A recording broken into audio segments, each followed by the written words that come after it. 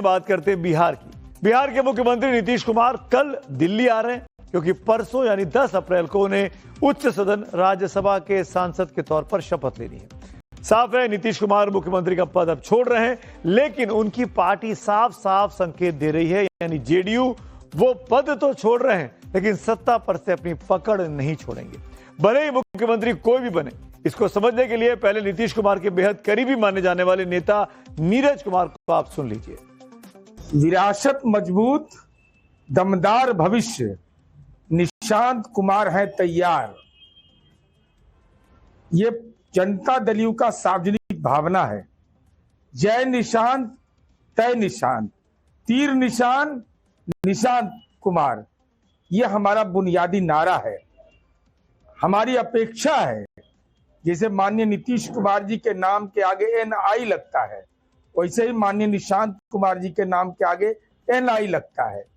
तो पिता बने क्लाइमेट लीडर, बेटा बने क्लाइमेक्स लीडर। अब आप इस बात को समझिए कि कैसे नीतीश कुमार बिहार का पावर सेंटर बने रहना चाहते हैं। नीतीश कुमार पहले ही साफ कर चुके हैं कि वो भले ही दिल्ली जा रहे हो, लेकिन उनकी नजरें पटना पर टिकी रहेंगी। दूसरा, उनकी पार्टी बार बार ये संदेश देना चाह रही है कि मुख्यमंत्री कोई भी हो, नीतीश कुमार के हिसाब से ही सरकार बिहार में चलेगी। नीतीश के करीबी मंत्री श्रवण कुमार का बयान हम आपको सुनवाएंगे, उससे आपको इस बात और अच्छे से समझ सकते हैं।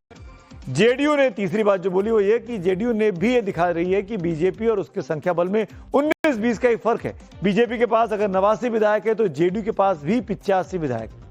नंबर 4, नीतीश जानते हैं कि बगैर उनके समर्थन के बीजेपी के लिए सरकार बनाना और चलाना आसान नहीं होगा।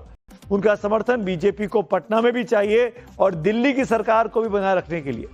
नंबर 5, फिर जिस तरह जेडीयू के नेता नीतीश कुमार के बेटे निशांत कुमार में अपना भविष्य देख रहे हैं और कई बार उन्हें मुख्यमंत्री पद का दावेदार भी बता रहे हैं, उससे भी लगता है कि नीतीश सत्ता पर अपनी पकड़ कमजोर होने देना नहीं चाहते। वो आसानी से बीजेपी को सब कुछ दे देना नहीं चाहते। नीतीश कुमार जी की सरकार रहेगी बिहार में, नीतीश कुमार जी की देखरेख में ही सरकार चलेगी। अब पोस्टर जो लगाए उनसे पूछिए, लेकिन जो जिसके समर्थक होते हैं वो समर्थक अपने नेता के आगे लाना चाहते हैं, नेता को आगे बढ़ाना चाहते हैं, नेता के बारे में कहना चाहते हैं, तो ये क्या बुराई है? आप चाहते हैं? कोई बुराई थोड़ी है। आप चाहते हैं निशांत सीएम बने? क्यों नहीं चाहेंगे, लेकिन ये तय तो हम थोड़ी करेंगे, ये तो तय करेंगे बड़े नेता मिल बैठकर। बड़े नेता मिल बैठ करके एनडीए के नेता लोग तय करेंगे। दरअसल करीब 5 साल पहले जो चुनाव हुए थे पिछले विधानसभा के 2020 में नीतीश कुमार की स्थिति कमजोर हो गई थी। जेडीयू को उस वक्त सिर्फ 43 सीटें मिली थी, जबकि बार नीतीश कुमार ने इस बार 85 सीटें जीती है। लेकिन 2020 है और 2025 में एक बड़ा बुनियादी फर्क और है।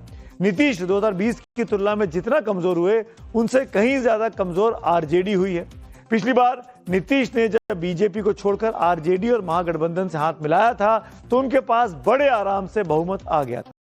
नीतीश के 43 विधायक, आरजेडी के 75, कांग्रेस के 19 और लेफ्ट के 12 जोड़कर 149 विधायकों का समर्थन था, जबकि बहुमत के लिए 122 का फिगर चाहिए होता है। लेकिन इस बार 85 विधायकों के होते हुए भी नीतीश के लिए पाला बदलना आसान नहीं होता, क्योंकि आरजेडी के पास सिर्फ 25 विधायक है, कांग्रेस के पास 6 विधायक है और लेफ्ट और दूसरे के पास 4 सीटें हैं। यानी सबको जोड़ दे तो ये सीटें मिलकर 120 के आसपास आती हैं, यानी बहुमत के आंकड़े से 2 कम है।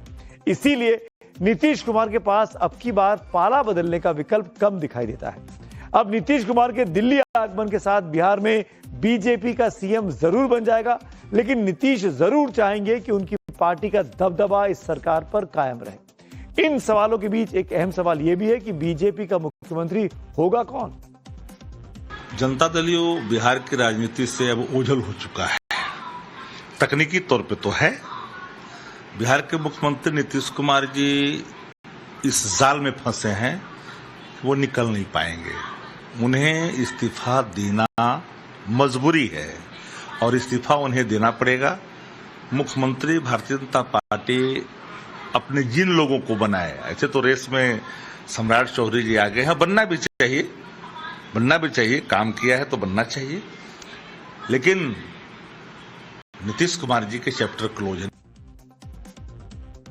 आरजेडी के मुख्य प्रवक्ता सम्राट चौधरी के लिए बैटिंग कर रहे हैं। कुछ अजीब सा जरूर लगा सुन के। खैर, 10 तारीख के बाद पटना में जो कुछ होगा उस पर पटना से ज्यादा मंथन और हलचल दिल्ली में हो रही है। नीतीश कुमार परसों शपथ लेकर 11 तारीख को वापस पटना लौट जाएंगे, लेकिन उससे पहले बहुत संभव है कि उनकी प्रधानमंत्री मोदी और केंद्रीय गृह मंत्री अमित शाह से मुलाकात हो सकती है। वो मुलाकात हुई तो इस मायने में यह अहम होगा कि बिहार में अगला मुख्यमंत्री कौन होगा, इस पर भी माथापच्ची हो और फाइनल नाम तय हो जाए।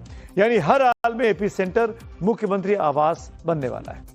जिस दिन नीतीश कुमार की राज्यसभा में एंट्री होने वाली है, उसी दिन दिल्ली में बीजेपी की एक अहम बैठक हो सकती है। 10 और 11 अप्रैल को प्रधानमंत्री मोदी, गृह मंत्री अमित शाह और बीजेपी के नए अध्यक्ष नितिन नवीन के दिल्ली में रहने की खबर आई है। उस दिन एक बैठक हो सकती है, संभावना है, जिसमें विधायक दल की बैठक पटना में कब बुलाई जाए उस पर फैसला हो जाए।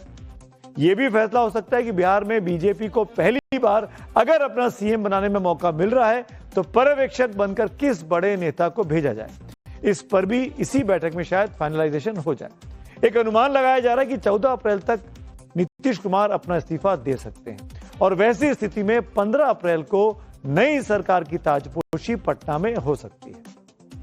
और अब बात करते हैं आज की अगली स्टोरी की, और यह है पश्चिम एशिया से